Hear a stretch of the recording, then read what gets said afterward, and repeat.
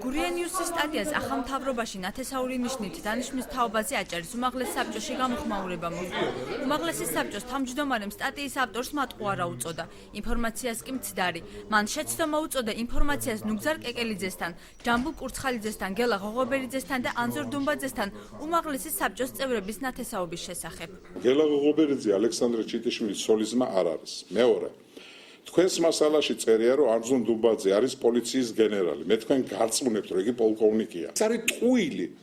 იმიტომ რომ ჯამბულ კურცხალიძე მურმანის მამის დის შვილი არ არის.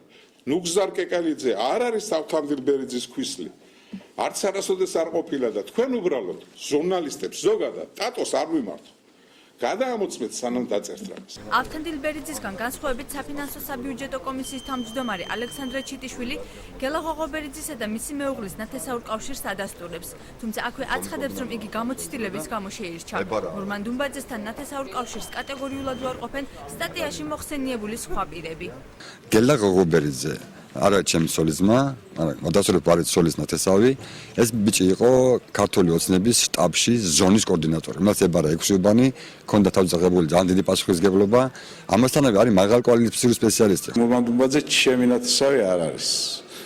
ხო და დავინიშნე ალბათ იმ გამოცდილების გამო, რაც გამაჩნდა და იმ დამსახურების გამო, რაც გამაჩნდა. ამ არჩევნებში ვიყავი ზონის კოორდინატორი.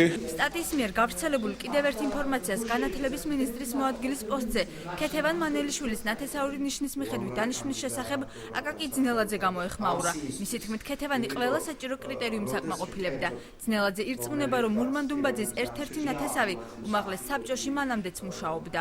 ბოლო წუთებში გადავწყვიტეთ, რომ ქეთი ყოფილიყო, მაგრამ გეუბნებით მანამდე იყო უამრავი კანდიდატურა. ასე რომ ესეთი პრინციპი რომ აი ვიღაცის ნათლად აუცილებლად უნდა გაიყვანოთ, ესე არ ყოფილა. მარინა ბერიძე მანამდე მუშაობდა უმაღლეს საბჭოში და პოლიტიკური ნიშნის გამო გაუშვეს სამუშაოდან და ამ შემთხვევაში მოხდა მისი დაბრუნება. სტატიის ავტორი ტარიელ ცეცხლაძე წყაროს ვინაობას არ ასახელებს. რაც შეეხება ინფორმაციას აჭარის ტელევიზიის საინფორმაციო სამსახურის უფროსად ნათია დუმბაძის დანიშვნასთან დაკავშირებით აცხადებს, რომ წყაროს ინფორმაციით აღნიშნულ კანდიდატურაზე საუბარი მიმდინარეობს.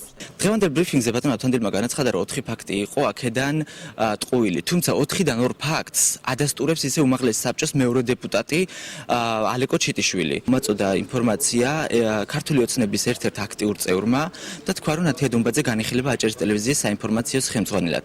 რამდენად მართალი არის ეს არ ვიცი, თუმცა ამ ადამიანმა თქვა, რომ ძალიან აქტიურად მუშაობს მურმან დუმბაძე, იმაზე რომ ნათია დუმბაძე გახდეს აჭარის ტელევიზიის საინფორმაციო უფროსი. მურმან დუმბაძესთან დაკავშირებას ჩვენც შევეცადეთ, თუმცა პარლამენტის ვიცე-სპიკერმა ზარებს არ უპასუხა.